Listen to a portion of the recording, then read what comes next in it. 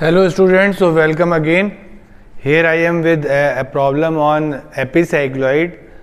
This time there will be an epicycloid, and as you know that epicycloid will be the locus of a point on the circumference of a circle which rolls without slipping on a circle outside the circle. Student, जैसे आप जानते हैं epicycloid एक ऐसा curve है जो किसी circle कोई एक पॉइंट है जो कि किसी सर्कल के सरकमफ्रेंस पे पॉइंट है और वो सर्कल किसी बड़े सर्कल के आउटसाइड रोल करता है, देन द कर्व जो जनरेट होता है that is known as epicycloid. तो इस प्रॉब्लम में अगर आप देखें तो actually two circles are given to me. One will be the smaller circle जिसको हम रोलिंग सर्कल या जनरेटिंग सर्कल बोलते हैं, उसका 20 mm रेडियस मुझे गिवन है, and another big circle that is known as the directing circle or you can also call that base circle, उसका radius भी मुझे गिवन है दैट इज 60 mm. तो देखिए बिगिन कैसे करते हैं. हमने एक पॉइंट मार्क किया O. इसके पहले अगर बात करूं आपसे कि जब एक सर्कल दूसरे सर्कल पर रोल होगा तो जो स्मॉल सर्कल का 2πr है उतना मूवमेंट करेगा. तो अगर 2πr मूवमेंट करेगा तो ये 2πr मूवमेंट है, तो जो ये एंगल सबटेंड होता है इस एंगल के लिए फॉर्मूला है that is theta will be r/r into 360. तो सबसे पहले मैंने थीटा फाइंड कर लिया and that theta comes 120 degree. Because theta is 120 degree तो मैंने क्या किया, आप जानते हैं हॉरिजेंटल का एंगल 180 होता है, तो 180 minus 120 that is 60 degree, 60 divided by 2. तो मैंने जानबूझ के स्टार्टिंग में ये 30 एंगल पे पहली लाइन बनाई. तो देखिए जो मैंने पहली लाइन बनाई this OP will be the 60 mm. ये 60 mm की मैंने लाइन बनाई है, ये हमारे बिगर सर्कल का रेडियस है. इसके बाद मैंने इस सर्कल का एक पार्ट बना लिया है ना, और जिसकी एंगल अभी अपन ने बात किया उसका एंगल कितना है दैट इज 120 डिग्री. तो ये थीटा मैंने 120 डिग्री बनाया है क्योंकि मेरा जब छोटा स्मॉल सर्कल इस पर रोल करेगा तो वन कंप्लीट रिवॉल्यूशन में 120 डिग्री मूव करेगा. इसके बाद इसी OP लाइन को आपको आगे मूव करना है और सेंटर C मार्क करना है in such a way so that CP will be 20 mm. 20 mm CP mark करने के बाद आपको सर्कल बनाना है. तो स्टार्ट में अपन ने क्या किया, OP मार्क किया, एक सर्कल का आर्क बनाया 120 डिग्री, ये बिगर सर्कल है. इसके बाद इसी लाइन पे आगे जाके CP रेडियस का एक सर्कल बनाया दैट इज 20 mm रेडियस जो हमारा स्मॉल सर्कल है. अब देखिए कॉन्सेप्ट क्या है, this circle starts rolling in the clockwise direction on the bigger circle. अब जब ये रोल करेगा तो आपको मालूम है ये 2πr मूव करेगा, तो अब मुझे क्या करना है, इस स्मॉल सर्कल को 12 इक्वल पार्ट्स में डिवाइड करना है. कैसे करेंगे, यहाँ पे इस लाइन पे प्रोटेक्टर को प्लेस करिए. 30, 60, 90, 150, 180 मार्क करते हुए आप इनको मार्क कर लेंगे पॉइंट्स को. लाइंस नहीं ड्रॉ करनी है इनसाइड द सर्कल, अशोक चक्र नहीं बनाना है, आपको सिर्फ पॉइंट्स मार्क करने हैं. मुझे लगता है इतना आप कर लेंगे.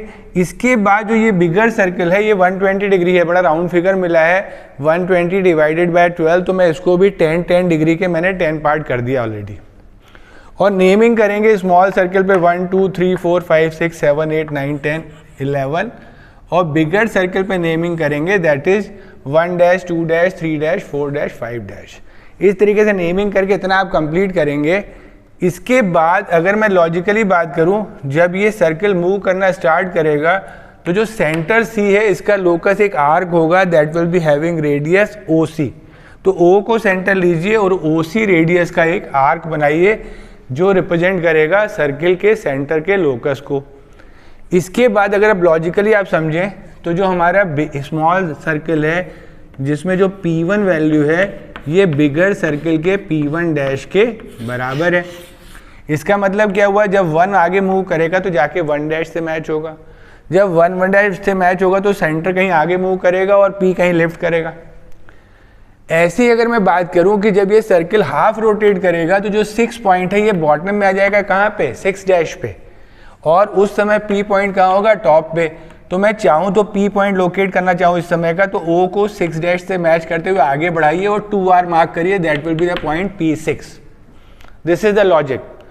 If you draw a curve from O with centre O and radius equals to O6, तो आप देखेंगे ये आर्क जाके इस P6 को कट करता है.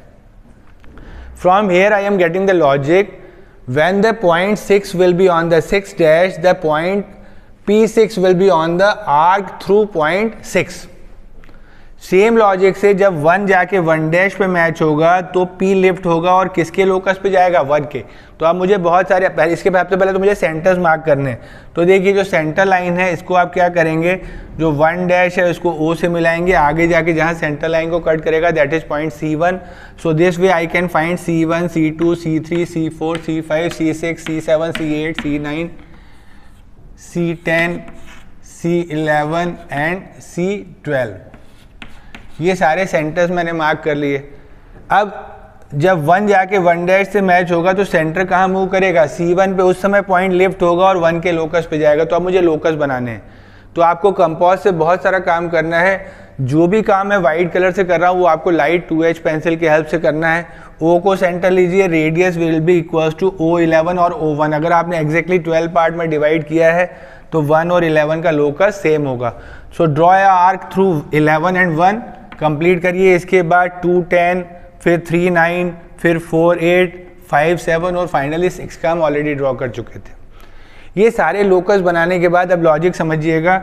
1 जाके 1 डैश से मैच होगा, C1 पे शिफ्ट होगा, C1 से P का डिस्टेंस R होगा, स्मॉल r। तो आपको कंपास में स्मॉल r डिस्टेंस पिक कर लेना है। कंपास में ये स्मॉल r डिस्टेंस है और C1 से कट करेंगे तो देखिए ये 1 की लाइन पे P1 पे कट करेगा। फिर C2 से आपको कट करना है तो कहाँ कट करेंगे, 2 की लाइन को, C3 से 3 की लाइन को, C4 से 4 की लाइन को, C5 से 5 पे, C6 से। तो आपको R रेडियस एक बार डिवाइडर या कंपास पे लेना है और सेंटर C लेके उसी पॉइंट की लाइन पे कट करना है। C7 से 7 की लाइन पे P7, 8 से P8, 9 से P9, 10 से P10, 11 से P11 और फाइनली P12। ये सारे पॉइंट हमारे कर्व के पॉइंट हैं। स्मूथली इनको आप मैच कर दीजिए with the help of H pencil, थोड़ी सॉफ्ट पेंसिल यूज करिए, है ना। स्मूथ कर्व से मैच करिए। This will be the required epicycloid. मुझे लगता है समझ पा रहे होंगे आप। इसके बाद सपोज करिए मुझे इसी पे टेंजेंट या नॉर्मल बनाने को आए। तो देखिए टेंजेंट नॉर्मल कैसे बनाते हैं। Suppose I want to draw tangent at some point hair.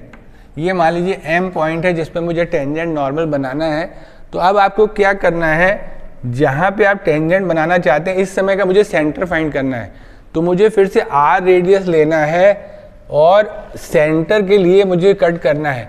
तो R रेडियस लेके मैंने कहाँ कट किया, सेंटर लाइन पे। और क्योंकि पॉइंट 7 और 8 के मिड में है तो R रेडियस लेके मैंने कहाँ कट किया, 7, C6 और C8 के मिड में। इसके बाद ये इस समय का सेंटर है CM। इस CM को आपको मैच करना है O से। जब आप O से मैच करेंगे तो ये on the way base circle को कट करेगा और ये इसका इस समय का पॉइंट ऑफ कॉन्टैक्ट है। इसको मैं N बोलता हूँ। Join this N with M, this will B normal on the curve. ये कॉन्सेप्ट है कि normal on any point on the cycloidal curve must pass through the point of contact of the generating circle and directing circle, or you can say generating circle and directing line in the case of cycloid। तो ये normal है। अब normal के perpendicular जाइए, so that will be tangent। तो इस तरीके से इजीली आप किसी भी पॉइंट पे टेंजेंट और नॉर्मल ड्रॉ कर सकते हैं। मुझे होप करता हूँ कि आपको ये समझ में आ रहे होंगी चीज़ें। इस प्रॉब्लम को सुंदर से ड्रॉ करिए। एग्जामिनेशन पॉइंट ऑफ व्यू से काफ़ी फेवरेबल क्वेश्चन है। एपिसाइक्लॉइड मल्टीपल टाइम आता रहता है। डायमेंशन चेंज होंगे तो आप डायमेंशन चेंज करिएगा। Thank you very much.